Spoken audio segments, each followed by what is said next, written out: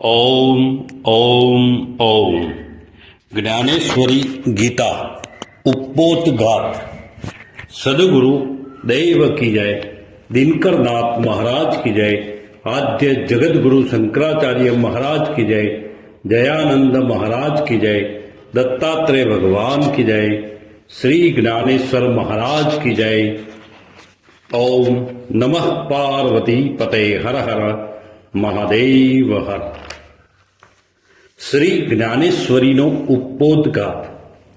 મનુષ્ય આ જન્મમાં જન્મ્યો, એનું નામ તે ભવસાગરમાં આવ્યો એમ કહેવા કરતાં તે સંશય સાગરમાં આવ્યો એમ કહેવું વિશેષ શોભે તેમ છે।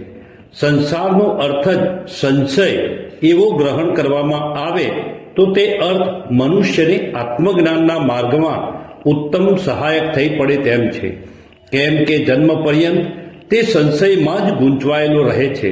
સત્ય તથા અસત્ય, સન્માર્ગ અને કુમાર્ગ, અનુકૂળ અને પ્રતિકૂળ, સુખ અને દુઃખ ઇત્યાદિ દ્વંદ્વોના યથાર્થ જ્ઞાનના અભાવે તેની જીવન નૌકા ચક્ષુરહિત યા ત્રિદોષ જ્વરના ભોગ થઈ પડેલા એકાદ નૌકાપતિની નૌકાની પેઠે સંસાર સમુદ્રની યાત્રામાં વિવિધ દુઃખ અને વિઘ્નરૂપી ખડકોની સાથે વારંવાર અથડાયા જ કરે છે। બાળકનો જન્મ થયા પછીથી તેની જ્ઞાનેન્દ્રિયો પોતાના કાર્ય શરૂ કરે એટલે પ્રથમ તો તેને માતાનો બોધ થાય છે। ભૂખ લાગે તો માં, તરસ લાગે તો માં, દુઃખ થાય તો માં, ઠંડી લાગે તો માં, જે કાંઈ થાય તે સર્વના નિવારણ માટે માં અને માને જ તે ઓળખે છે। તેના પ્રેમનું સ્થાન માં, સર્વ સમર્થ માં અને કરતા ધરતા માં જ હોય છે। માં સિવાય જગતમાંની બીજી કોઈ વસ્તુનું મહત્વ તેના ધ્યાન પર હોતું જ નથી। કોઈ મારવાને આવે કે ડોળા કાઢે કિંવા કોઈની ભીતિ લાગે તો તે માની જ સોડમાં ભરાઈ જાય છે। જાણે માતાના જેવો બલિષ્ઠ વીર ત્રિભુવનમાં કોઈ છે જ નહીં એમ તેને લાગે છે। પરંતુ જેમ જેમ જ્ઞાનનો વિકાસ થવા માંડે છે તેમ તેમ તેની પ્રથમની માન્યતા તેની ભૂલ ભરેલી લાગે છે। તેના જોવામાં આવે છે કે તેની માતા તેના પિતાની આજ્ઞા અનુસાર વર્તે છે અને તેની સેવા કરે છે। એટલું જ નહીં પરંતુ તેને તે શિક્ષા વચન કહે તે પણ તે મૌન રહીને સહન કરે છે। હવે તે જુએ છે કે તે માતા પ્રત્યેક સંકટમાં તેને છાતી સરસું દાબીને ધીરજ આપે છે અને તેનું સંરક્ષણ કરે છે। તેના કરતાં પિતા જ સમર્થ છે। પણ આ પછી થોડો વખત વ્યતીત થાય એટલે તેને એ માન્યતા પણ ભૂલ ભરેલી લાગે છે। કારણ કે સરકારનો એકાદ પટાવાળો આવ્યો એટલે ઘરમાં છૈયા છોકરા પર અને સર્વ પર અંકુશ રાખનાર પિતા પણ ગભરાઈ જાય છે। આથી પિતાના કરતો સરકાર બલવાન છે એવી તેના મનની માન્યતા થાય છે। વળી પાછું તેના જોવામાં આવે છે કે એવી બલાઢ્ય સરકારના પંજામાંથી બિન ગુનેગાર ઠરીને છૂટવાને માટે કિંબા મહાવ્યાધિ લાગુ પડ્યો હોય ત્યારે તેના પંજામાંથી મુક્ત થવાને માટે તે માતા પિતા પ્રભુ આગળ પ્રાર્થના કરે છે। જેથી તે બાળકને જ્ઞાન થાય છે કે સર્વથી સમર્થ તો એક જગત નિયંતા પરમેશ્વર જ છે। પછી તે જેમ જેમ ઉંમરમાં આવતો જઈને જગતમાં ચાલતી વિવિધ ચર્ચાઓમાં શ્રવણ કરે છે તેમ તેમ ઈશ્વરના સંબંધમાં તેમજ બીજા સૂક્ષ્મ વિષયોના સંબંધમાં અનેક સંશય અને તર્ક વિતર્ક તેના હૃદયમાં ઉઠવા લાગે છે। પરમેશ્વર નિરાકાર છે કે સાકાર? જો તે નિર્વિકાર, નિરાકાર અને અદ્રશ્ય જ છે તો પછી તે છે એમ સાથી કહી શકાય। ગત જન્મોનું જો આપણને સ્મરણ રહેતું નથી તો પછી ગત જન્મો ધરાવનાર પ્રાણી પુનર્જન્મ પામે તોય શું અને નવું પ્રાણી નિર્માણ થાય તોય શું? ઉભયનો અર્થ તો એક જ થાય છે। પૂર્વ સંચિત અનુસાર જ જો પ્રાણીઓને બુદ્ધિ અને સુખ દુઃખો પ્રાપ્ત થતા હોય તો જે પ્રાણીનો જન્મ પહેલવહેલો જ હોય તેને પૂર્વ સંચિત શું હોય? તેને બુદ્ધિ ક્યાંથી પ્રાપ્ત થાય અને તેને સુખ દુઃખ સાથી પ્રાપ્ત થાય? આથી સંશયના હજારો તરંગો અંતઃકરણ પર એક પછી એક આવીને અથડાય છે અને સંશયરૂપ સમુદ્રમાં તેને ગોથા ખવડાવ્યા કરે છે। તેનું જ્ઞાન વારંવાર બદલાતું રહે છે અને તેથી તેને પ્રથમનો સિદ્ધાંત અસત્ય અને પાછળનો સિદ્ધાંત સત્ય વાસે છે. આ પ્રમાણે જ્ઞાન અને સિદ્ધાંતો બદલાયા કરવાનો ક્રમ ચાલ્યા જ કરે છે. એક આજ કાચનું લોલક પણ બાલ્ય દશામાં પ્રાણ સમાન પ્રિય લાગે છે, પણ મોટા થયા પછી જ્યારે હીરા માણેકનું મૂલ્ય સમજવા લાગીએ છીએ ત્યારે પ્રથમની એવી સમજણ ભૂલ ભરેલી લાગે છે અને સુવર્ણ રત્નો ઇત્યાદિ જ ખરી સંપત્તિ છે એમ લાગવા માંડે છે. પછી જો કોઈ પ્રકારે વિવેકની પ્રાપ્તિ થાય તો પછી જગતના મહારાજ્ય જેવી વસ્તુઓ પણ તુચ્છ લાગે અને ખરા સુખનું સાધન તથા ખરી સંપત્તિ કોઈ નિરાળી જ વસ્તુ થઈ પડે તો તે વાત જુદી છે. ચક્ષુથી દેખાય તે જ સત્ય. એ જ સિદ્ધાંત જો સત્ય માનીએ તો તેની દશા પણ ઉપલા સિદ્ધાંતોના જેવી જ થાય છે. સૂર્ય પ્રત્યેક દિવસે પૂર્વમાંથી નીકળી પશ્ચિમમાં જતો પ્રત્યક્ષ આપણી આંખોથી દેખાય છે, પરંતુ આપણે શાળામાં થોડા દિવસ ભણીએ છીએ એટલે ત્યાંનો શિક્ષક આ વાતને સર્વથા અસત્ય ઠેરવે છે. તે કહે છે કે સૂર્ય લેશ પણ ફરતું નથી, પરંતુ આ પૃથ્વીની સાથે તમે અને અમે જ પ્રતિ કલાકે 1000 માઇલની પૂર્વ તરફ મુસાફરી કરીએ છીએ. વળી સબળ પ્રમાણો આપીને તે આ વાત એવી રીતે સિદ્ધ કરે છે કે આપણે તેને અસત્ય ઠેરવી શકતા નથી. પાશ્ચાત્ય પ્રજાના જેવા વ્યવહાર શાસ્ત્રમાં પારંગત થયેલા લોકોની દશા પણ આવી જ હોય છે. જે યુક્તિને અપૂર્વ કહીને તે આજે તેની પ્રશંસા કરે છે, તેનું થોડા વર્ષો વ્યતીત થયા પછી તેઓ ઉપહાસ કરે છે, અર્થાત તે ભૂલ ભરેલી છે એમ કબૂલ કરે છે. આ સંબંધે તારયંત્રનું ઉદાહરણ પૂરતું થઈ પડશે. જ્યારે તારયંત્રનું કામ પ્રથમ શરૂ થયું ત્યારે એમ માનવામાં આવતું હતું કે જ્યાં આગગાડીના પાટા હોય ત્યાં આગળ જ તારના દોરડા નાખી શકાય છે, કારણ કે તેમાં વિદ્યુત વાહક શક્તિ રહેલી છે. પરંતુ પાછળથી એક માણસે એવી શોધ કરી કે જમીનમાં જ વિદ્યુત વાહક શક્તિ છે, માટે ગમે ત્યાં તારના દોરડા નાખી શકાય છે. આથી આજે આપણે જોઈએ છીએ તે પ્રમાણે જ્યાં ત્યાં તાર શરૂ થઈ ગયા છે. આ પ્રમાણે પ્રથમની શોધનો ઉપહાસ થયો અને પાછલી શોધની પ્રશંસા થવા લાગી. તાત્પર્ય એ છે કે ભૂતકાળમાં થયેલી શોધો આપણને અપક્વ લાગે છે અને વર્તમાન સમયની શોધો ઉત્તમ અને પક્વ લાગે છે. વળી પાછી તેથી પણ આગળ વધેલી શોધો થાય છે કે હાલની શોધોનો દરજ્જો ઘટી જાય છે. નિશ્ચયની ફેરફારીની પરંપરા પણ સર્વ મનુષ્યની પાછળ આ પ્રમાણે જ લાગી રહી છે. જો કોઈ મનુષ્ય મૃતિકાને લઈને મોંમાં નાખે તો તે સ્વાદ રહિત લાગે છે. આથી તેમાં કોઈ પણ પ્રકારનો સ્વાદ નથી એમ કહેવામાં આવે છે. પરંતુ ખરું જોતો જગતમાં જેટલા રસ છે તે સર્વ તેમાં જ ભરેલા છે. એક ચીંચુડો લઈને મોંમાં નાખવામાં આવે તો તે ખાટો લાગતો નથી, પરંતુ તેને જમીનમાં રોપવામાં આવે તો તે પૃથ્વીમાં રહેલા સર્વ રસોનું પૃથ્થકરણ કરીને તેમાંથી કેવળ ખાટા રસનું જ શોષણ કરે છે. આ ખાટો રસ કેવળ આંબલીમાં આવે છે એટલું જ નહીં, પરંતુ પાંદડામાં સુદ્ધા તે ઓતપ્રોત થઈ રહે છે. શેરડીનો સાંઠો ફક્ત મીઠો જ રસ શોષીને ઉપર લઈ જાય છે. મરચાનું બી તીખો રસ શોષીને મરચામાં નું પોષણ કરે છે. કાચબો કડવો જ રસ શોષીને વૃદ્ધિગત થાય છે. આ પરથી સિદ્ધ થાય છે કે પ્રત્યેક બીજના અંગમાં પૃથ્વીના સર્વ રસોનું પૃથ્થકરણ કરીને એક વિવક્ષિત રસ ગ્રહણ કરવાની શક્તિ છે. પૃથ્વીને જમીન કહો કે માટી કહો કિંવા જળ વસ્તુ કહો, પરંતુ સર્વ રસો તેમાં ભરેલા છે. એથી સંસ્કૃતમાં તેને રસ્સા એવું અનવર્થક ગુણ વિશિષ્ટ અને વ્યાપક નામ પ્રાપ્ત થયું છે. બીજું ઉદાહરણ રંગનું લો. વાદળી અને પીળો રંગ મળીને લીલો રંગ થાય છે. કિરમજી અને શુભ્ર રંગ મળીને ગુલાબી રંગ થાય છે. પીળો અને લાલ મળીને નારંગી રંગ થાય છે. આમ રંગોની ઉત્પત્તિ કહી શકાય છે. પરંતુ શુક્લ વર્ણ અન્ય કોઈ પણ રંગના મિશ્રણથી થાય છે એવી કલ્પના સુદ્ધા મનમાં આવી શકતી નથી. વાસ્તવમાં સર્વ રંગોનું મિશ્રણ એ જ શુભ્ર રંગ છે. સર્વ રંગોના પ્રમાણસર મિશ્રણથી શુભ્ર રંગ તૈયાર થાય છે. એ વાત સર્વાંશે સત્ય છે. તડકાનો રંગ સફેદ દેખાય છે, પરંતુ તેમાં પાસાદાર કાચનું લોલક મૂકવામાં આવે તો સૂર્ય કિરણોનું પૃથ્થકરણ થઈ તેમાંથી લાલ, પીળો, જાંબુડી ઇત્યાદિ 7 રંગો બહાર નીકળે છે. એમ હાલના સાધારણ વિદ્યાર્થીઓ પણ જાણે છે જ. આ પરથી તડકાનો શુભ્ર વર્ણ પણ ભિન્ન ભિન્ન અનેક રંગો મળીને જ થયો છે. એ વાત લક્ષમાં આવે છે આ જ વિચારને જો આગળ વધારવામાં આવે તો આકાશ એટલે કાંઈ નહીં એમ જે આપણે સમજીએ છીએ તે સમજ પણ ભૂલ ભરેલી જણાય છે અને આકાશ એટલે સર્વ વસ્તુ એવી આપણને પ્રતીતિ થાય છે. હવે પ્રકાશ અને અંધારું એટલે શું? એક મનુષ્ય ખરા મધ્યાહન કાળે એક ઓરડીમાં બેસી પુસ્તક વાંચે છે અને બીજો બહારથી આવે છે તે તેની સાથે અથડાઈ પડે છે.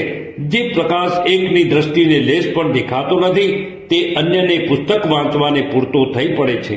અંધારી રાત્રિમાં આપણને લેશ પણ દેખાતું નથી અને ઘુવડ આદિ પક્ષીઓ તે સમયે આનંદથી વિહાર કરે છે. એટલું જ નહીં પરંતુ તે જ તેનો દિવસ હોય છે અને આપણો દિવસ તે તેની રાત્રિ છે. આથી સિદ્ધ થાય છે કે આપણે જ્યાં પ્રકાશ નથી એમ કહીએ છીએ ત્યાં પ્રકાશ હોવો જ જોઈએ. આપણે જોવાની શક્તિના પ્રમાણ કરતાં જો અધિક પ્રકાશ હોય તો તે પણ આપણને દેખાતો નથી અને કમી હોય તો તે પણ દેખાતો નથી. અધિક પ્રકાશને જોતા આંખ ઝાંખ મારી જાય છે એમ આપણે કહીએ છીએ. એટલું જ માત્ર અંતર છે. શીતળતા અને ઉષ્ણતાની વાત પણ આવી જ છે. 3 પાત્રો લઈ એકમાં હાથ દાઝી જાય એવું ગરમ પાણી ભરવું, બીજામાં હાથ અડકી જાય એવું શીતળ પાણી ભરવું તથા ત્રીજામાં સમશીતોષ્ણ પાણી ભરવું. એ પછી એક મનુષ્યને ગરમ પાત્રમાં હાથ નાખવાનું કહેવું અને બીજાને શીતળ પાણીમાં હાથ નાખવાનું કહેવું. પછી જ્યારે પાણીમાં હાથ રાખવા અસહ્ય થઈ પડે ત્યારે બંનેને પેલા સાધારણ પાણીના પાત્રમાં પોતાના હાથ બોળવાને કહેવું. આથી એક કહેશે કે આ પાણી તો ઠંડુ છે અને બીજો કહેશે કે આ પાણી ગરમ છે.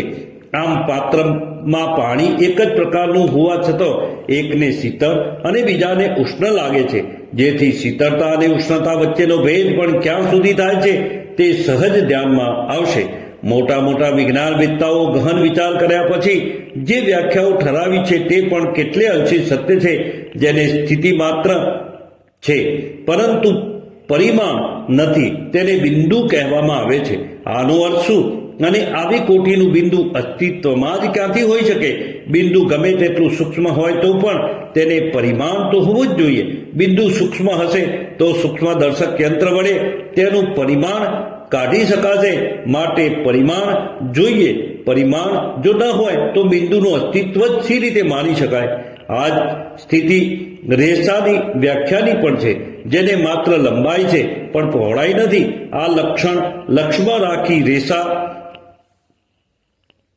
સી રીતે કાઢવી? ગમે તે પાતળી રેસા હોય તો પણ તેનો ગર્ભ તો હોવાનો જ અને બંને તેની બાજુએ હદ તો હોવાની જ. જ્યાં ત્યાં આવો જ ગૂંચવણ ભરેલો પ્રકાર ચાલી રહ્યો છે. પ્રત્યેક દિવસે આપણે સૂર્યને આપણી આંખો વતી જોઈએ છીએ પરંતુ આપણે જ્યાં તેને જોઈએ છીએ ત્યાં તે હોય છે કે? જો એકાદ હોશિયાર ગોલંદાજ સૂર્ય તરફ નિશાન તાકીને એક તોપનો ગોળો છોડે તો તે સૂર્યને છોડીને કોટ્યવધી યોજનો દૂર ક્યાંયનો ક્યાંય ચાલ્યો જશે. કારણ કે સૂર્યનું ખરું સ્થાન આપણને જે કિરણો દ્રશ્ય થાય છે તેની વચ્ચે વાતાવરણમાં કિરણોનું વક્રીભવન થાય છે. તેથી કરીને 18 અંશનો ફરક છે. હવે જન્મની પૂર્વેના બીજનું શૂન્યનું દ્રષ્ટાંત લો. શૂન્યમાંથી બાલ્યમાંથી તારુણ્ય અને વૃદ્ધાવસ્થા અને તે પછી પુનઃ કિંબા બીજ. આ પ્રમાણે સૃષ્ટિનો ક્રમ ચાલે છે. અહીંયા એક વાત ધ્યાનમાં રાખવી જોઈએ કે શૂન્ય એટલે વસ્તુનો સર્વથા અભાવ નહીં પરંતુ શૂન્ય એટલે વસ્તુની મૂળ બીજ અવસ્થા. માટે આકાશ એટલે કાંઈ નહીં એમ નથી પરંતુ આકાશ પ્રત્યેક વસ્તુનું બીજ છે. અનેક બીજોનો સંગ્રહ એ આકાશ છે. ધાન્યના બીજનો ભંડાર જે પ્રમાણે કણમાં છે તે પ્રમાણે પ્રાણીઓના બીજનો ભંડાર આકાશમાં છે. કોઈ પણ વસ્તુનો કદી પણ આત્યંતિક નાશ હોતો નથી. બ્રહ્માંડ એ સર્વ રૂપાંતરોનું બજાર છે. છતાં કોઈ પણ વસ્તુ આપણી દ્રષ્ટિ મર્યાદાથી અતીત થાય છે એટલે અજ્ઞાનથી આપણે તેને નાશ પામેલી માનીએ છીએ. બરફનું પાણી થાય છે, પાણીની વરાળ બને છે અને વરાળમાંથી મેઘ વૃષ્ટિ થાય છે. તેમાંથી પાછી નદી બને છે, નદીઓમાંથી સમુદ્ર બને છે અને સમુદ્રમાંથી પુનઃ બરફની ઉત્પત્તિ થાય છે. આ પ્રમાણે સૃષ્ટિચક્ર ફરિયાદ કરે છે. બરફનો નાશ એટલે પાણીની ઉત્પત્તિ અને પાણીનો નાશ એટલે વરાળનો જન્મ. વરાળ આપણી દ્રષ્ટિ મર્યાદાથી બહાર જાય એટલે આપણે પાણીનો નાશ થયો કહીએ છીએ, પરંતુ નાશ કોઈ પણ વસ્તુનો થતો જ નથી. આપણી ચારે બાજુએ આવેલા સંશય સાગરનો વિસ્તાર કેટલો અગાધ છે તેની થોડી કલ્પના આપણા મનમાં આવે એટલા માટે આટલા વિસ્તાર સાથે તેનું વિવેચન કરવામાં આવ્યું છે. પરંતુ આ પ્રમાણે જો કોઈ પણ વ્યાખ્યા સત્ય ન હોય તો પછી સત્ય શી વસ્તુ છે અને આપણે કઈ સત્ય વસ્તુમાંથી સુખની પ્રાપ્તિ કરવી એવો પ્રશ્ન સહજ ઉદ્ભવે છે. જીવની સર્વ ખટપટ અને દોડાદોડ એકમાત્ર સુખને અર્થે જ હોય છે. છતાં સુખ એસી વસ્તુ છે, કઈ ઠેકાણે છે અને શું કરવાથી તે મેળવી શકાય છે તેની તેને ખબર હોતી નથી અને તેની ખબર મેળવવાનો વિચાર પણ તેના મનમાં આવતો નથી. તેથી તે બિચારો પૂર્વમાં જવું હોય અને પશ્ચિમનો રસ્તો પકડે છે. ઉપર જણાવ્યું તેમ એકથી બીજા અને બીજાથી ત્રીજા વિચાર અને નિશ્ચયને આધીન થતો જઈને વખતો વખત અનેકવિધ પ્રવૃત્તિઓ કર્યા કરે છે. પણ મૂળ જે સુખની ધારણા કે જે ધારણાની ખબર પણ તેને બરાબર હોતી નથી તે સ્થિર સુખ તો કશાથી તે મેળવી શકતો નથી. જગતના થોડા યા ઘણા પદાર્થો દુઃખે યા પાપે કદાચ તે મેળવી શકે છે તો પણ બહુમાં બહુ તો માત્ર પ્રાપ્તિ કાળે જ ક્ષણ માત્ર આનંદ આપ્યા પછી વિશેષ કામનાજન્ય વિક્ષેપને લીધે તે સર્વ નિરસ જ થઈ પડે છે. એટલું જ નહીં પરંતુ પ્રાપ્ત પદાર્થોના સદુપયોગ વા દુરુપયોગના જ્ઞાનના અભાવે ઘણી વખત તો તે ઉલટા દુઃખદાયક થઈ પડે છે. આ પ્રકારે તાપથી તપ્ત થયેલો મૃગ જેમ મરુભૂમિના ઉજ્જડ વેરાનમાં પાણીને માટે ભટકે છે અને દોડીને ઉલટો પોતાની તૃષા અધિક વધારી મૂકે છે, તેથી તેના જેવી જ મનુષ્યની સ્થિતિ રહ્યા કરે છે. જે પ્રમાણે એકાદ જન્માંત રાજમાર્ગની શોધમાં દોડતો જાય છે અને ઊંડા ખાડામાં તૂટી પડે છે, તે પ્રમાણે સર્વ મનુષ્યો સુખની શોધમાં જઈ દુઃખ જ મેળવે છે.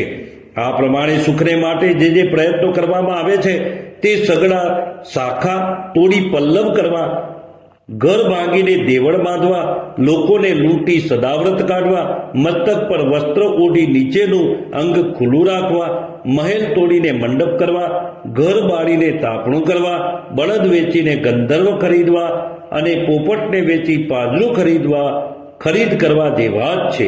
સાધારણ લોકો જે સ્થળે સુખ છે એવી કલ્પના કરે છે તે સ્થળે સુખની ગંધ પણ હોતી નથી. એટલું જ નહીં પરંતુ ત્યાં ભયંકર દુઃખ જ હોય છે. આપણે મનુષ્ય પ્રાણીઓ સર્વ કરતા શ્રેષ્ઠ, જ્ઞાની, પરિપૂર્ણ અને વિચારવંત છીએ એવી ગમે તેટલી બડાઈ હાંકીએ તો પણ ગલને પકડી પોતાનો પ્રાણ ખોરાક મત્સ્યના કરતા આપણી સ્થિતિ વિશેષ સારી નથી. ઉલટી તેથી વધુ ખરાબ છે, કારણ કે મત્સ્ય તો જ્ઞાન શૂન્ય છે અને આપણે તો જ્ઞાની હોવાનો દાવો કરીએ છીએ. તે મત્સ્ય તો ગલનો સ્વભાવ જાણતું નથી અને આપણે તો સંસાર મૃગ જળ માત્ર છે એમ જાણીએ છીએ અને તે છતાં પણ સંસારરૂપી ગલને પકડવા જઈએ છીએ. તો શું આપણે સર્વ પ્રાણીઓમાં સૌથી વિશેષ અજ્ઞાની નથી? સંસાર એ ગલ જ છે અને વિષય સુખ તે ગલની સાથે લગાડેલું માંસ છે. તેની લાલચથી આપણે સમગ્ર સંસારને એકદમ આપણા મુખમાં લઈએ છીએ અને તેનો પ્રાણ હારક કાંટો આપણને લાગે છે. ત્યારે આપણે વેદનાથી વ્યતીત થઈને ખેંચતાણ કરવા મંડી પડીએ છીએ, પરંતુ તેથી આપણે અધિક જ વ્યાકુળ બની જઈએ છીએ. આ અનુભવ કયા મનુષ્યને નહીં મળ્યો હોય? આથી જ શ્રી સમર્થ રામદાસ સ્વામી કહે છે કે મૂર્ખા માજી પરમ મૂર્ખ જો સંસારી માની સુખ સંસાર દુઃખા ગેવડે દુઃખ આણી કનાહી. વળી જ્ઞાનદેવ અને તુકારામ જેવા સાધુઓ પણ કહે છે કે કોણ જાણે ખરે ખોટે જગત ચાલે ઉપરાટે. ખરું ખોટું કોણ જુએ છે? જગત ઊંધું જ ચાલે છે. આ પ્રમાણે હરઘડી ઠોકરો વાગવા લાગે છે. વારંવાર રસ્તો ચૂકી જઈ આડે માર્ગે અથડાવું પડે છે. માર્ગદર્શક ચિહ્નો વિલય થઈ દિશા ભૂલી જવાય છે. સંસાર સાગરના તરંગો એક પછી એક આવવા લાગે છે અને તે જીવને અકળાવી રાખે છે. આવી સ્થિતિ થતો આ કરું કે તે કરું, આ કાર્ય ઉત્તમ કે પેલું કાર્ય ઉત્તમ, આ વસ્તુમાં સુખ છે કે પેલી વસ્તુમાં, આ માર્ગમાં જય છે કે પેલામાં અહીંયા જઈશું તો યશ પ્રાપ્ત થશે કે ત્યાં જઈશું તો યશ પ્રાપ્ત થશે, આવા જ જપ મનુષ્ય પ્રતિદિન કર્યા કરે છે. સોમલમાંના કીડાને સોમલ જ સડરસ ભોગજન લાગે છે, નરકમાંના કીડાને નરક જ વિલાસ મંદિર લાગે છે, અને મદ્યપાન કરનારને મદ્ય જ અમૃત સમાન લાગે છે. પરંતુ જેને થોડી પણ બુદ્ધિ છે, જેને લેશ પણ સારાસાર વિવેક છે, જેના અંતઃકરણમાં જરા પણ વિચારની સ્ફૂર્તિ જાગૃત છે, તેના મનમાં નીચે નહીં પ્રશ્ન પરંપરા આવ્યા વિના રહેશે જ નહીં. તેને પરિણામે તે મનુષ્ય બંને છેડાની સ્થિતિ સમાન છે. એ તત્વો પર અતિ શાંત અથવા અતિ ઉદ્વિગ્ન સ્થિતિમાં તે આવશે જ આવશે. પૃથ્વી કેવડી છે, ચંદ્ર અને સૂર્યની પેલી તરફ શું છે? આપણી સૂર્યમાળા જેવી સૂર્યમાળાઓ અને આપણા સૂર્ય જેવા સૂર્યો અસ્તિત્વ ધરાવે છે એમ કહેવાય છે. તો કેટલી સૂર્યમાળા અને કેટલા સૂર્યો આ વિશ્વમાં વિદ્યમાન હશે? તેની પેલી તરફ શું હશે? આ વિશ્વની મર્યાદા ક્યાં સુધી હશે? આ વિશ્વ આ પ્રમાણે ક્યાં સુધી ચાલશે?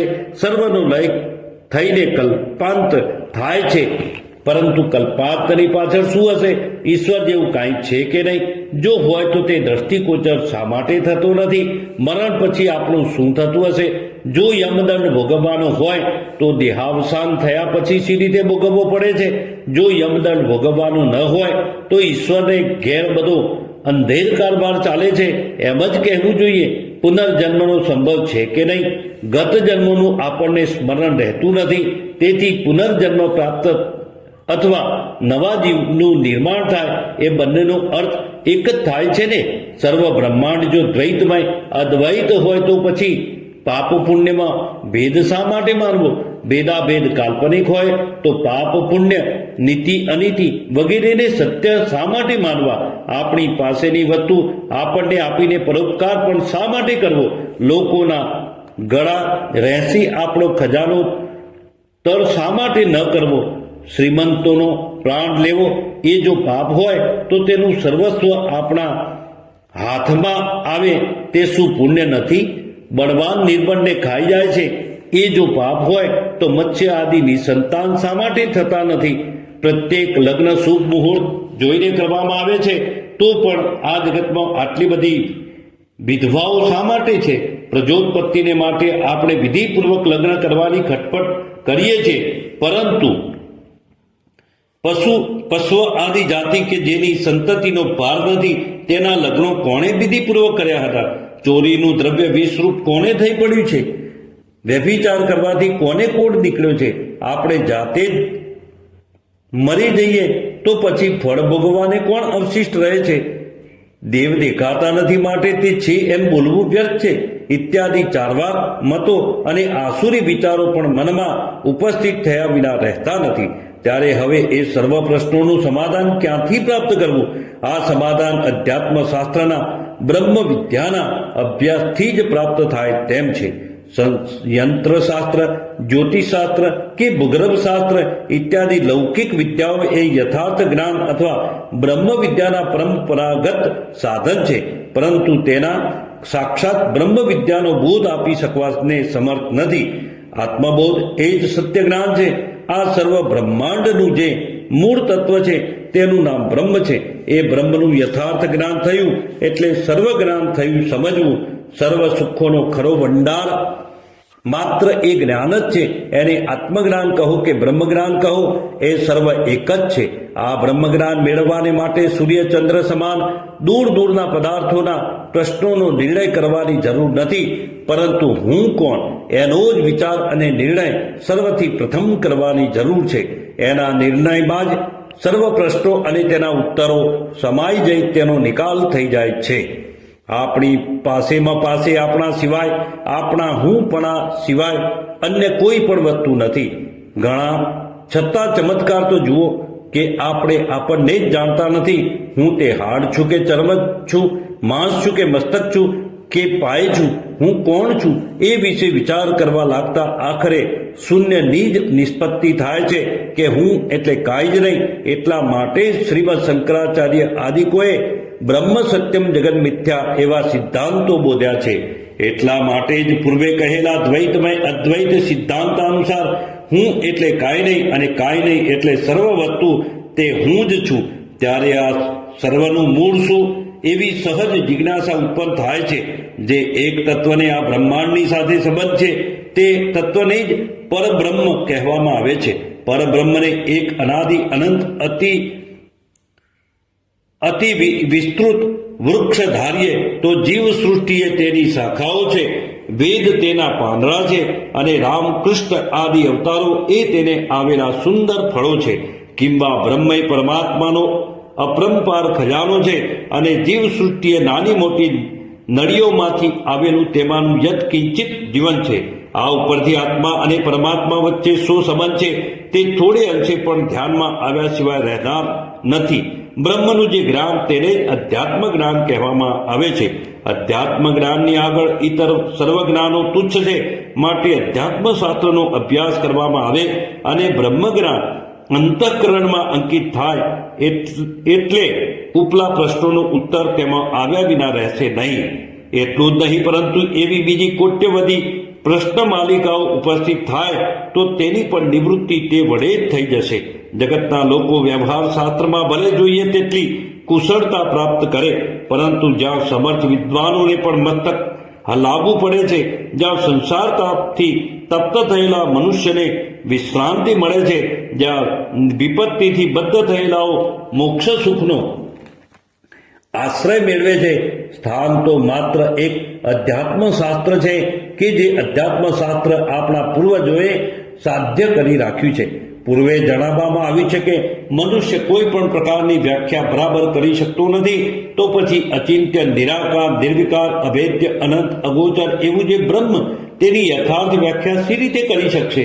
તથાપિ આપણા પૂર્વજો તત્વજ્ઞાનના વિષયમાં એટલા બધા નિષ્ણાત થયા હતા અને તેમની તે વિષય સમજાવી દેવાની શૈલી એવી અપૂર્વ હતી કે તેનું શબ્દ દ્વારા વર્ણન કરવું કેવળ અશક્ય છે.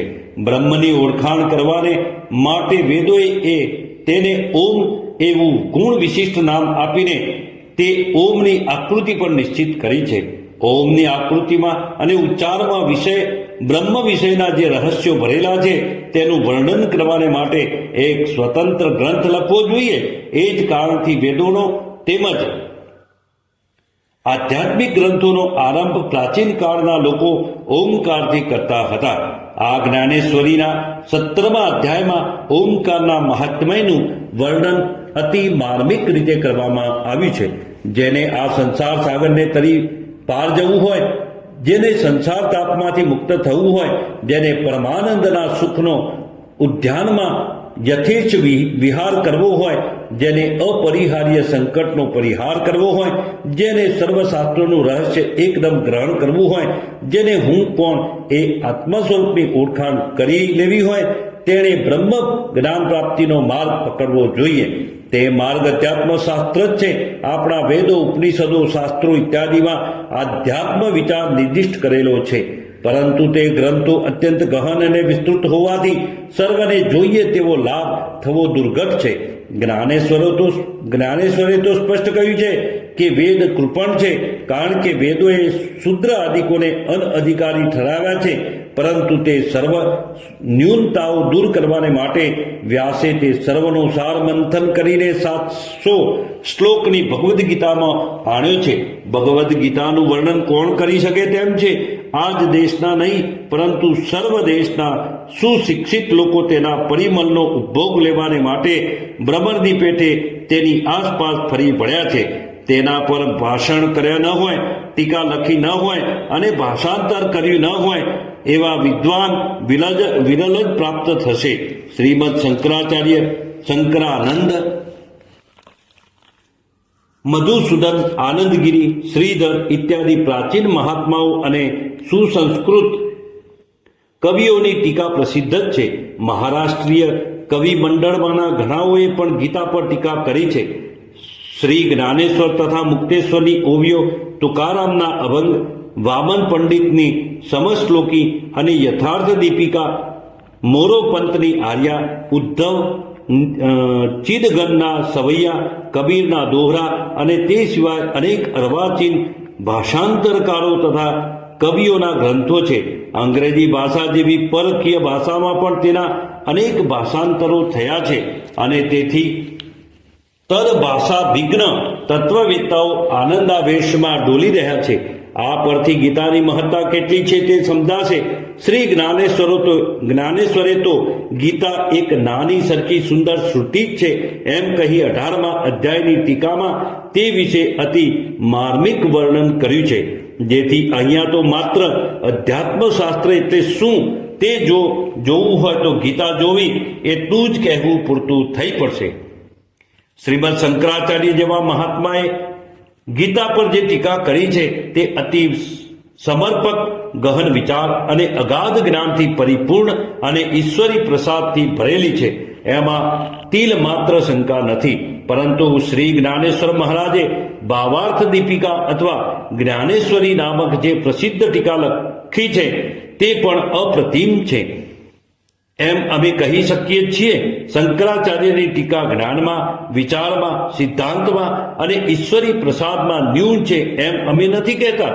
પરંતુ પ્રાકૃતજનોને માટે નિદાન સાંપ્રત સ્થિતિમાં આપણા સરખા લોકોને માટે શ્રી જ્ઞાનેશ્વર મહારાજની જ્ઞાનેશ્વરી અતીવ અનુકૂળ છે. જ્ઞાનેશ્વરી એટલી સુલભ અને રમણીય છે કે શ્રી જ્ઞાનેશ્વરે જેમ કહ્યું છે કે જ્ઞાનને ઉપમા જ્ઞાનની જ છે, તેમ જ્ઞાનેશ્વરીને ઉપમા જ્ઞાનેશ્વરીની જ છે એમ અમારે કહેવું પડશે.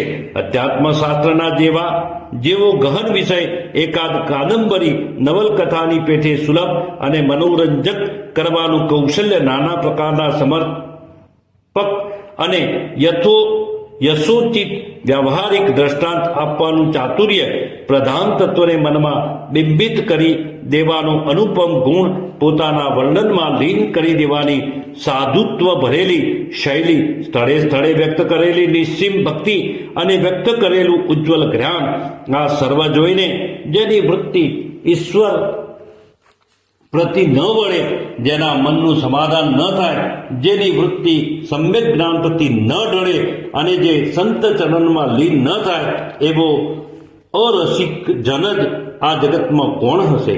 જ્ઞાનેશ્વરી ગીતાની ટીકા છે તો પણ ઇતર ભાષ્યોમાં, ટીકાઓમાં અને તેમાં મહદ અંતર છે.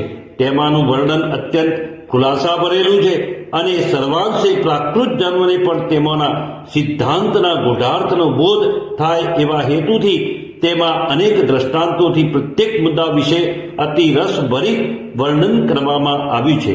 આથી ગીતાના આધારે જ્ઞાનેશ્વરી એ અધ્યાત્મશાસ્ત્રનો સ્વતંત્ર જ ગ્રંથ રચવામાં આવ્યો છે એમ કહીશું તો પણ ચાલશે. આવો વિસ્તાર કરવામાં આવવાથી જ ગીતાના મૂળ 700 શ્લોક પર જ્ઞાનેશ્વરીની 9033 ઓવિયો થઈ છે. તેમાંના પ્રતિપાદનનું ધોરણ અલ્પાંશે સમજાય એટલા માટે અમે કેટલુંક ટાંચણ અત્રે આપીએ છીએ. પહેલા અધ્યાયમાં આરંભમાં સંપ્રદાય અનુસાર પ્રસ્તાવના આપવામાં આવી છે. પ્રથમ ઓમકાર રૂપ પરમેશ્વરને, આદિ પુરુષને નમસ્કાર કરી ગણેશ પણ ઓમકાર રૂપ જ છે એવું સુંદર રૂપક આપવામાં આવ્યું છે. પછી શારદાને નમસ્કાર કરી તેના મહાત્મ્ય આદિ વિશે વર્ણન કરી તથા શ્રી સદગુરુ ચરણને વંદન કરી પોતાની નમ્રતા દર્શાવી છે. પછી શ્રી ગુરુ દ્રોણાચાર્યનો સ્વભાવ સુંદર રીતે વર્ણવી તથા વિષય આગળ લંબાવી અર્જુન વિષાદ યોગ નામક પ્રથમ અધ્યાય સમાપ્ત કરવામાં આવ્યો છે. બીજા અધ્યાયમાં અર્જુનના મનમાં ઉત્પન્ન થયેલી દયા તથા તે પર ભગવંતનો માર્મિક ઉત્તર અને અનાત્મ વિચાર ઇત્યાદિ સાંખ્ય યોગ પ્રતિપાદન કરી સમાપ્ત કરવામાં આવ્યો છે. ત્રીજા અધ્યાયમાં કર્મયોગના પ્રતિપાદનનો પ્રારંભ કરવામાં આવ્યો છે અને તેમાં મનુષ્યોએ પોતપોતાના કર્મો કેવી રીતે કરવા તેનું વર્ણન છે. તેમાં ઇન્દ્રિયોનો સંયમ કરવો ઇત્યાદિ શિક્ષા આપી સ્વધર્માચરણનું મહાત્મ્ય ઘણું વર્ણવ્યું છે. પછી કામ ક્રોધના ભયંકર સ્વરૂપનું ઉત્કૃષ્ટ વર્ણન કરી આ અધ્યાય સમાપ્ત કરવામાં આવ્યો છે. ચોથા અધ્યાયમાં કર્મના લક્ષણો અને ભેદ, જુદા જુદા યજ્ઞોની વિધિ, તેમાં સર્વશ્રેષ્ઠ જ્ઞાન યજ્ઞની પદ્ધતિનું સ્વરૂપ, જ્ઞાનનું મહત્વ, સંશયગ્રસ્ત મનુષ્યની સ્થિતિ ઇત્યાદિ વિષયો છે. પાંચમા અધ્યાયમાં ઓમકારનું સ્વરૂપ મનની ક્ષમતા, વિષય સુખમાં જ મગ્ન થનાર મનની સ્થિતિ, ઇન્દ્રિય નિગ્રહ કરવાનું ફળ અને યોગ માર્ગની બ્રહ્મ સ્વરૂપ કેવી રીતે થઈ શકાય તે પ્રકાર ઇત્યાદિ બાબતો છે. છઠ્ઠા અધ્યાયમાં પ્રથમ અધ્યાયથી પાંચમા અધ્યાય પર્યંત પ્રસ્તાવના નથી, પરંતુ આ છઠ્ઠા અધ્યાયને પ્રસ્તાવના છે. આ અધ્યાયથી જ ગીતા વલ્લીને અંકુર ફૂટ્યો છે એમ કહેવામાં આવ્યું છે. આ અધ્યાયમાં રાજયોગના અભ્યાસની વિધિ બતાવવામાં આવી છે. યોગાભ્યાસને માટે સ્થળ કેવું પસંદ કરવું જોઈએ તે અતિ મનોહર રીતે વર્ણન યોગાભ્યાસની જુદી જુદી મુદ્રા વર્ણવવામાં આવી છે અને નાભી કમળમાં રહેલી કુંડલીની નામક દૈદીપ્યમાન આદિશક્તિનું સ્વરૂપ સ્પષ્ટ કરવામાં આવ્યું છે. પછી જે સર્પ જે પ્રમાણે કાચડીને નાખી દે છે તે પ્રમાણે યોગીઓના અંગ પરથી ત્વચા નીકળી જાય છે, તેને નવા દાંત આવે છે, નવા કેશ ફૂટે છે, અંગની ક્રાંતિ વૃદ્ધિ પામે છે, અદ્ભુત શક્તિ પ્રાપ્ત થાય છે, પાણી પર ચાલી શકાય છે, રિદ્ધિ સિદ્ધિઓ અંકિત થાય છે ઇત્યાદિ અપૂર્વ ચમત્કાર યોગીઓને સહેજે પ્રાપ્ત થાય છે એ વાત કહેવામાં આવી છે. સાતમા અધ્યાયમાં પ્રસ્તાવના નથી, પણ પ્રથમ માયાના સ્વરૂપો, નામ રૂપની ઉત્પત્તિ, પછી માયારૂપ નદીનું અતિ સુંદર રીતે વિસ્તૃત રૂપ આપી ઈશ્વરના 4 પ્રકારના ભક્તો અને તેની ભક્તિનું કથન કરવામાં આવ્યું છે. ત્યાર પછી અધિયજ્ઞ ઇત્યાદિ નવીન 8 શબ્દોનું વર્ણન કરી આ અધ્યાય સમાપ્ત કરવામાં આવ્યો છે. 8મા અધ્યાયમાં પણ પ્રસ્તાવના નથી, એમ પ્રથમ ગત અધ્યાયમાં વર્ણવેલા અધિયજ્ઞ આદિ 8 શબ્દોનો અર્થ વિશેષ સ્પષ્ટ કરી મનુષ્યને મરણ સમયે જે કલ્પના મનમાં આવે છે તે ગતિને તે પ્રાપ્ત થાય છે. માટે અંતકાળે મારું સ્મરણ થાય તો જ તે મારા સ્વરૂપને પ્રાપ્ત થાય છે. તેથી તેનો અભ્યાસ કરવો એ બાબત વિશે વર્ણન કરવામાં આવ્યું છે. ત્યાર પછી બ્રહ્મદેવના રાત્રિ દિવસ અને પ્રયાણના 2 માર્ગ ઉત્કૃષ્ટ રીતે વર્ણવી આ અધ્યાય સમાપ્ત કરવામાં આવ્યો છે. એમાં નરદેહ પર જે અતિ સુંદર અને સમર્પક રૂપક દર્શાવવામાં આવ્યું છે તે અવશ્ય જોવા યોગ્ય છે. 9મા અધ્યાયમાં જે વિસ્તૃત પ્રસ્તાવના છે તે અતિ સુંદર છે. તેમાં શ્રી જ્ઞાનેશ્વરે જે નમ્રતા દર્શાવી છે તે હૃદયને અત્યંત દ્રવીભૂત કરનારી છે. આ અધ્યાયના મહાત્મ્યનું વર્ણન ઉત્તમ રીતે કર્યા પછી ગુપ્ત વાત કોને કહેવી એ વિશે જે વિચાર પ્રદર્શિત કરવામાં આવ્યો છે તે લક્ષ્યમાં રાખવા યોગ્ય છે. જ્ઞાનનું મહાત્મ્ય વર્ણવતા સર્વવ્યાપક પરમેશ્વરની કલ્પના અતિ વિસ્તૃત રીતે વર્ણવવામાં આવી છે. વળી તેમાં ભક્તિના પ્રકાર સ્પષ્ટ કરી લોકો ગૌણી ભક્તિમાં કેવી રીતે ફસાઈ પડે છે અને દેહ ભોળા બની જાય છે તેનું નિરૂપણ કરવામાં આવ્યું છે.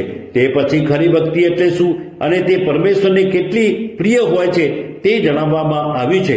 વળી જ્ઞાન યજ્ઞ સી રીતે કરી શકાય તે પણ સમજાવવામાં આવ્યું છે. પછી જ્ઞાન એ કર્મની આંખ છે, માટે તે નિર્બળ હોવી જોઈએ એ સિદ્ધાંત પ્રતિપાદિત કરવામાં આવ્યો છે. તે પછી મૃત્યુલોકમાં સર્વ કાંઈ વિપરીત છે એ ભાગ અત્યંત મનોરંજક રીતે વર્ણવી એ અધ્યાયની પરિસમાપ્તિ કરવામાં આવી છે. 10મા અધ્યાયમાં પ્રારંભમાં અતિ વિસ્તૃત પ્રસ્તાવના છે અને 9મા અધ્યાયમાં પૂર્વાર્ધ કેવી રીતે સમાપ્ત થયો તેનું સિંહાવલોકન કરવામાં આવ્યું છે. તથા 9મો અધ્યાય કે જે અત્યંત ગહન છે તે પોતાના મુખ દ્વારા સ્પષ્ટ કરાવવા માટે શ્રી જ્ઞાનેશ્વરે શ્રી ગુરુ તથા શ્રોતાઓને ધન્યવાદ આપ્યો છે. આ અધ્યાયમાં પરમેશ્વરની મુખ્ય વિભૂતિઓનું જ વર્ણન કરવામાં આવ્યું છે, તો પણ તેમાં મનોરમતાની ન્યૂનતા નથી. 11મા અધ્યાયમાં પણ વિસ્તૃત પ્રસ્તાવના છે. આ અધ્યાયમાં વિશ્વરૂપનું તથા દિવ્ય દ્રષ્ટિનું વર્ણન એટલી સુરમ્ય રીતે કરવામાં આવ્યું છે કે તે માનતા મન ધરાતું નથી. ભગવંતનો અર્જુન પર કેટલો નિશ્ચિત પ્રેમ હતો તે આ અધ્યાય પરથી વ્યક્ત થાય છે. 12મા અધ્યાયમાં પણ નાની સી પ્રસ્તાવના છે અને તેમાં ગુરુ કૃપા દ્રષ્ટિને ગદગદિત અંતઃકરણથી નમન કરવામાં આવી છે. આ અધ્યાયમાં ભક્તિનો મહિમા વર્ણવવામાં આવ્યો છે.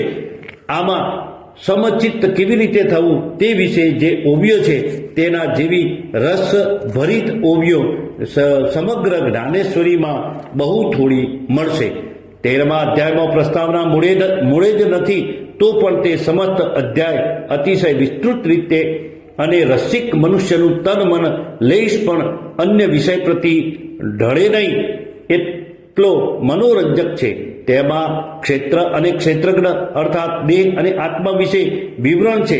પછી હિંસાનો નિષેધ કરવામાં આવ્યો છે અને હિંસા કરનારની વિપરીત કૃતિની અજ્ઞાનતા અનેક ચમત્કારિક દ્રષ્ટાંતો આપીને વ્યક્ત કરવામાં આવી છે. ત્યાર પછી ખરી અહિંસા એટલે શું તેનું સ્પષ્ટીકરણ કરવામાં આવ્યું છે.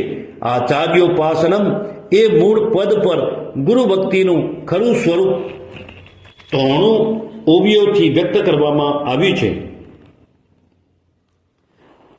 જરાનું ચિત્ર આબેહૂબ છે. અજ્ઞાનના લક્ષણો વાંચવા યોગ્ય છે. દીપકનું જે દ્રષ્ટાંત આપવામાં આવ્યું છે તે આ જ અધ્યાયમાં છે. અભક્તના લક્ષણો સાંભળીને બંને અતિ આનંદ થાય છે. આવા વિષયોથી આ અધ્યાય સંપૂર્ણ છે. 14મા અધ્યાયમાં પ્રસ્તાવના છે. સત્વ, રજ અને તમ આ 3 ગુણોનું વર્ણન આ અધ્યાયમાં છે. એમાંના 26મા શ્લોકની ટીકામાં અવ્યભિચારીની ભક્તિનું સ્વરૂપ અતિ ઉત્કૃષ્ટ રીતે વ્યક્ત કરવામાં આવ્યું છે. 15મા અધ્યાયમાં વિસ્તૃત પ્રસ્તાવના છે. પછી સંસારરૂપી વૃક્ષનું મનોહર વર્ણન કરી તેનું છેદન કરવાને માટે વૈરાગ્યનું સાધન આવશ્યક છે એ સિદ્ધાંત પ્રતિપાદન કર્યું છે. 16મા અધ્યાયમાં વિસ્તૃત પ્રસ્તાવના છે. પછી દૈવી સંપત્તિનું વર્ણન કરવામાં આવ્યું છે. ચાર્વાક મતો અર્થાત પાખંડીઓના ભાષણોની એમાં અત્યંત વિનોદાત્મક નકલ છે. 17મા અધ્યાયમાં પણ વિસ્તૃત પ્રસ્તાવના છે. એમાં 3 પ્રકારની શ્રદ્ધાનું વર્ણન છે તથા તામસ આદિક આહાર અને યજ્ઞ આદિ પ્રતિપાદન છે. અંતે ઓમકારનું સ્વરૂપ તથા નામ મહાત્મય અને વિનિયોગ સી રીતે કરવો તે મુખ્ય વિષયનું વર્ણન કરી એ અધ્યાય સમાપ્ત કરવામાં આવ્યો છે. 18મા અધ્યાયમાં પણ પ્રસ્તાવના અતિ વિસ્તૃત છે. આ અધ્યાય સર્વથી મોટો છે અને તેમાં પાછલા સર્વ અધ્યાયોનું સિંહાવલોકન કરવામાં આવ્યું છે. આ અધ્યાયને એકાધ્યાયી ગીતા એવું નામ આપવામાં આવ્યું છે. પાછળના અધ્યાયોને 17 મજલાનું રૂપ આપી અષ્ટાદશ અધ્યાયને કલશાધ્યાય કહેવામાં આવે છે. જે પ્રમાણે જ્ઞાનેશ્વરે 9મા અધ્યાયમાં પોતાનું સર્વ ચાતુર્ય ખર્ચી નાખ્યું છે તે પ્રમાણે આ અધ્યાયમાં પણ તેમણે કર્યું છે. આ એક જ અધ્યાયમાં ગીતાના સર્વ અધ્યાયો સંક્ષેપમાં આવ્યા છે. તેથી તેમાં મનોરમતતા વિશેષ છે. એમાંનો મુખ્ય વિષય ત્યાગ અને સંન્યાસ છે.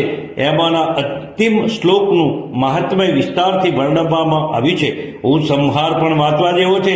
સર્વ વેદો અને ઉપનિષદોનો સાર એકત્રિત કરી શ્રી વ્યાસે ગીતા રૂપે જે ઉપકાર કર્યો તે જ પ્રમાણે જ્ઞાનેશ્વરે આવી 18 મજલાની ઇમારત બાંધી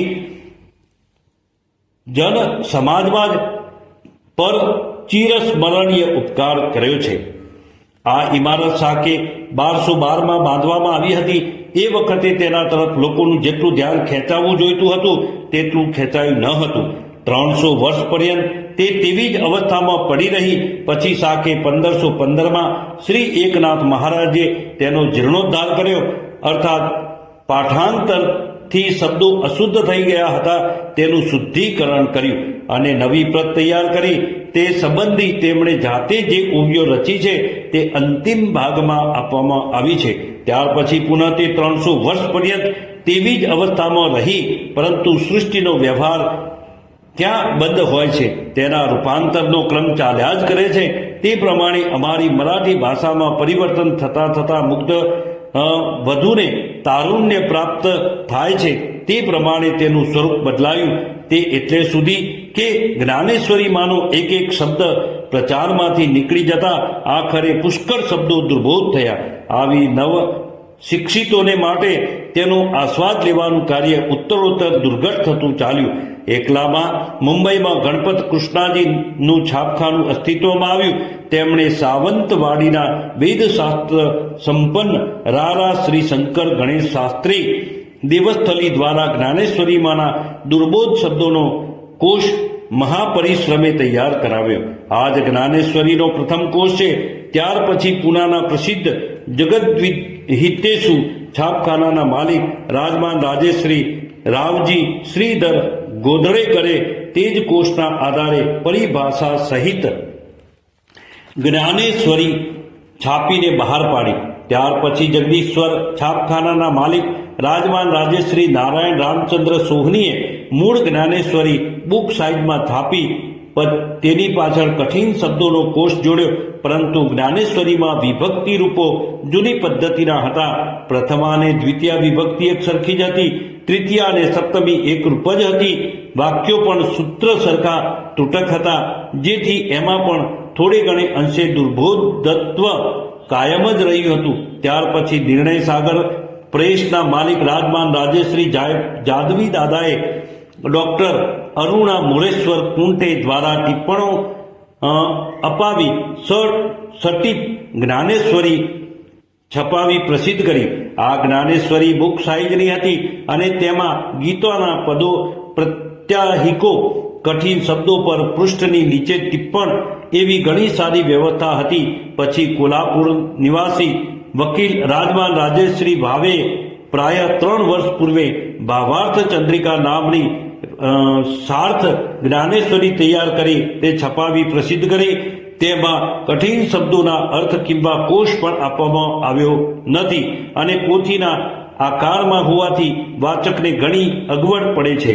ત્યાર પછી આ જ ગ્રંથકારે રાજમાન રાજેશ્રી નારાયણ હરિ ભાગવતે ગીતા જ્ઞાનેશ્વરી રહસ્ય નામનું નાનું પુસ્તક છપાવ્યું છે.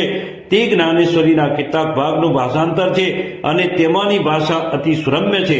તથાપિ તેમાં 9 અધ્યાયોનો જ સમાવેશ કરવામાં આવ્યો છે અને તે પણ સમગ્ર ભાષાંતર નહીં, પરંતુ ચૂંટી કાઢેલા બોધ વચનોનો જ માત્ર છે. ઉપલી સર્વ અડચણો દૂર કરી જ્ઞાનેશ્વરીનો ગ્રંથ આથી પણ સુલભ કરી શકાય તો પ્રયાસ કરવો એવી ભલામણ કરી પ્રસિદ્ધ બુક સેલરે અને કેરળ કોકિલના પ્રસ્તુત તંત્રી રાજમાન રાજેશ્રી જનાર્દન મહાદેવ ગુર્જરે 3 વર્ષ પૂર્વે તે કામ મને સોંપ્યું હતું. પરંતુ ગીતા કેટલી ગહન અને મહત્વયુક્ત છે તે સંબંધી સ્વતઃ શ્રી જ્ઞાનેશ્વર મહારાજે જ વિવેચન કર્યું છે. વળી ખુદ જ્ઞાનેશ્વરીની યોગ્યતા પણ તેવી જ છે. તેનો અર્થ કરવો એ કંઈ સામાન્ય વાત નથી. 6થા અધ્યાય પ્રસંગે અમારું ધૈર્ય ખૂટી જવાનો ભય ઉપસ્થિત થયો હતો, પરંતુ શ્રીમદ વિવેકાનંદ જેવા મહાત્માના વ્યાખ્યાનના અમૃતનો લાભ થવાથી આવું દુર્ઘટ કાર્ય પણ પાર પાડવાનો સુદિન ઉગ્યો છે. પ્રાય 3 વર્ષ થયા જ્ઞાનેશ્વરીના વ્યાસંગથી મારા મનને જે શાંતિ અને સમાધાન સ્થિતિ પ્રાપ્ત થઈ છે તે કેવળ નિરૂપમ જ છે.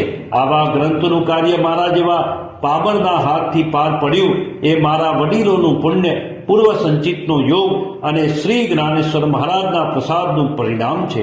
હવે સર્વની રજા લેતી વખતે શ્રી જ્ઞાનેશ્વરી સંબંધી એક વાક્ય લખ્યા સિવાય મારાથી રહી શકાતું નથી. તે વાક્ય આ છે: આનંદામૃતનું પાન કરાવી પુષ્ટિ આપનારી માતા, આત્મ સ્વરૂપની પ્રતીતિ કરાવી આપનારી ભગિની, નિર્બળ અંતઃકરણમાંથી ભક્તિરસનો પ્રસ્વેદ ઉત્પન્ન કરનારી ચંદ્રિકા, સંતપ્ત હૃદયને આરામ આપનારી ભાગીરથી, હૃદયાકાશમાં વૈરાગ્યનો પરિમલ ફેલાવનારી કમલિની, જ્ઞાનામૃતની વૃષ્ટિ કરનારી મેઘપંક્તિ, અજ્ઞાનાંધકારનો વિધ્વંસ કરનારી વિદ્યુલતા, વિકાસ પામેલા સંશય વૃક્ષના ડાળ પાંખડા છેદન કરનારી શમશેર, સંસાર સમુદ્રમાંથી તારીને બહાર કાઢનારી નૌકા અને મુમુક્ષુઓના મનને દ્રવીભૂત કરનારી પ્રેમરસની દ્રષ્ટિ, એ સર્વનું એકત્ર સ્વરૂપ આ જ્ઞાનેશ્વરી જ છે. એ વાત પ્રત્યેક જણે ખૂબ લક્ષ્યમાં રાખવી. ઓમ ઓમ ઓમ. શ્રી જ્ઞાનેશ્વર મહારાજ કી જય. શ્રી સદગુરુ દેવ કી જય. દિનકરનાથ મહારાજ કી જય. આદ્ય જગદગુરુ શંકરાચાર્ય મહારાજ કી જય. જયાનંદ મહારાજ કી જય. દત્તાત્રેય ભગવાન કી જય. ઓમ નમઃ પાર્વતી પતે. હર હર મહાદેવ હર. શ્રી જ્ઞાનેશ્વરી ગ્રંથ અંશતઃ. હવે પછી શ્રી જ્ઞાનેશ્વર મહારાજનું ચરિત્ર એ પ્રકરણ આવે છે. ઓમ ઓમ ઓમ.